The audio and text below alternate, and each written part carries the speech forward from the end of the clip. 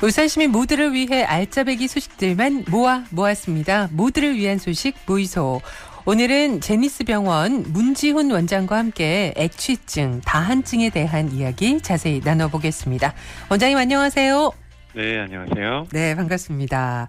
자, 이제 날이 더워지고 이제 여름이 다가오면은 이 액취증 때문에 힘들어하시는 분들이 많이 계신 것 같더라고요.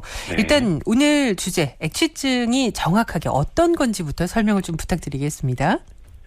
네, 액취증은 겨드랑이 냄새증을 말하는 것인데요.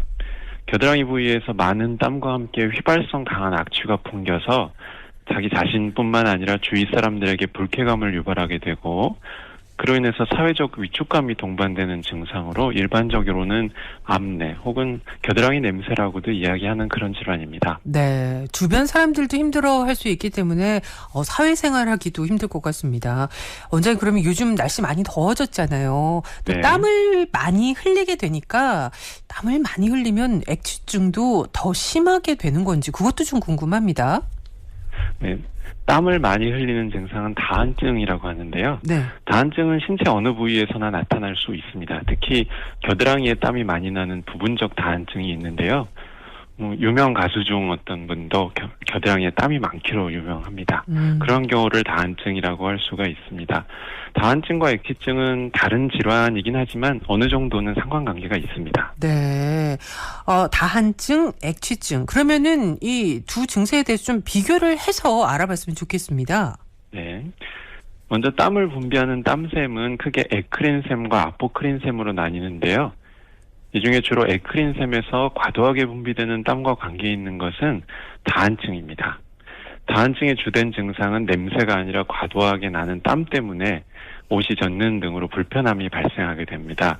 반면에 액취증은 주로 아포크린샘에 의한 것이고 심한 냄새 때문에 사회생활과 대인관계에 지장을 주는 그런 질병입니다. 다한증과 액취증이 같이 있는 경우도 자주 있고, 다한증과 액취증이 겨드랑이에만 있다면 액취증에 대해서 치료하면 다한증 증상도 역시 호전되는 경우도 많다고 알려져 있습니다. 아, 그렇군요. 액취증, 그럼 본인뿐만 아니라 주변 사람들도 함께 괴로울 것 같은데, 이게 본인이 액취증인지 아닌지, 본인한테도 냄새가 나는지 궁금해요. 이게 알아보는 방법이 자가진단법 같은 게 있을까요?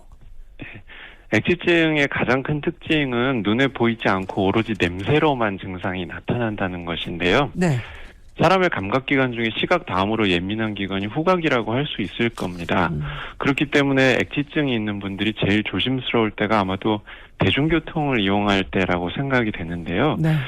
눈에 보이지 않는 냄새로 증상을 파악해야 되는 그런 액취증이지만 혹시라도 다음에 해당하는 내용이 있다면 액취증을 의심해 볼 수 있습니다. 네네. 첫째로는 겨드랑이에 유난히 땀이 많고 축축하게 젖어 있는 경우. 둘째로는 흰옷을 입으면 겨드랑이 부위가 노랗게 변색이 되는 경우. 셋째로는 귀 속에서 물귀지가 나오는 증상이 있는 경우. 네 번째는 주변 사람으로 주변 분들한테서 냄새가 난다는 이야기를 들은 적이 있는 경우. 또 다섯 번째로는 액취증은 유전적인 요인이 있기 때문에 직계가족 중에 액취증으로 수술받은 분이 있는 경우라면 본인이 액취증일 가능성이 높습니다. 네. 간단하게 액취증을 확인하는 방법으로는 휴지를 양쪽 겨드랑이에 끼운 후에 5분 뒤에 냄새를 맡아보았을 때 역한 냄새가 나는 경우에 액취증이라고 할 수 있습니다. 아, 간단하게 자가진단을 해볼 수 있는 방법이 있네요. 네. 자, 그렇다면 원장님, 유전적인 요인도 있어서 액취증이 생길 수 있다는 말씀도 잠깐 언급을 해주셨는데 이게 네. 유전적인 이유 말고 또 여러 가지 이유들이 있겠죠. 왜 생기는 겁니까? 앞서 우리 몸에는 아포크린 땀샘과 에크린 땀샘이라는 두 가지 땀샘이 있다고 말씀드렸는데요. 네. 우리가 운동할 때라든지 온도가 올라가서 체온 조절을 위해 땀을 분비하는 것은 에크린 땀샘입니다. 여기에는 대체로 물로 구성된 땀이 대부분인데요. 반면에 아포크린 땀샘은 기름 성분이 포함된 땀이 분비됩니다. 액취증은 겨드랑이 아포크린 땀샘에서 분비되는 땀 속의 지방산이 피부 표면에 있는 그람 양성균과 반응해서 암모니아 등이 생성이 되면서 불쾌한 냄새가 나게 되는 것입니다. 유전적인 경향이 강해서 부모 중에 한 명이 액취증인 경우에는 자녀의 50% 정도에서 나타날 수가 있고 네. 부모 모두 액취증이면 자녀의 80% 정도에서 액취증 증상이 나타납니다. 그 외에도 비만인 경우 액취증이 심한 경우가 많고 흡연, 음주, 스트레스 등의 생활 양상도 원인이 될 수가 있습니다. 네, 유전적인 경향이 강하긴 하지만 뭐 비만이나 또 생활 습관에 따라서도 액취증이 생길 수 있다고 합니다. 네. 원인이 굉장히 다양한 것 같아요. 그러면은 액취증이다라고 진단이 내려진다면 이게 어떻게 치료가 되는지 수술밖에는 방법이 없는 건지 좀 궁금합니다. 네. 겨드랑이 냄새를 없애기 위해서 샤워도 자주 하시고 데오드란트를 자주 사용하시는 것도 중요한 생활 치료가 될 수는 있는데요. 아, 네. 근본적인 치료가 되지를 못합니다. 근본적인 치료는 겨드랑이 부위의 아포크린 땀샘을 제거하는 수술을 하는 것입니다. 과거 액취증 수술법은 겨드랑이 피부를 잘라내서 없앤다든지 겨드랑이 피부를 절개하고 피부를 뒤집어서 피부 아래쪽 땀샘을 제거하는 방식 등 매우 침습적이고 흉터도 많이 남고 회복에 긴 시간이 소요되는 수술법을 사용하였었는데요. 네. 최근에는 5mm 정도의 절개를 통해서 초음파 혹은 레이저를 사용해서 아포크린 땀샘을 제거하고 지방 흡입기로 제거한 땀샘을 흡입하는 수술법을 많이 사용하고 있습니다. 이 수술의 장점은 최소 침습이기 때문에 아포크린 땀샘을 쉽게 제거를 할 수 있고 그로 인해서 흉터 걱정은 안 하셔도 되고 또 회복도 빨라서 당일 바로 퇴원하셔서 일상생활도 가능하다는 그런 장점들이 있습니다. 네. 근본적인 치료를 위해서는 수술이라는 방법도 있는데 수술이 예전에 비해서 훨씬 더 간편해졌나 봅니다. 네, 맞습니다. 일상생활도 바로 가능하고 흉터 걱정도 안 해도 된다고 하네요. 네. 근데 어쨌든 수술은 수술이잖아요. 네네. 액취증 수술 같은 경우에 그 보험 적용은 되는지 여부도 좀 알려주세요. 네.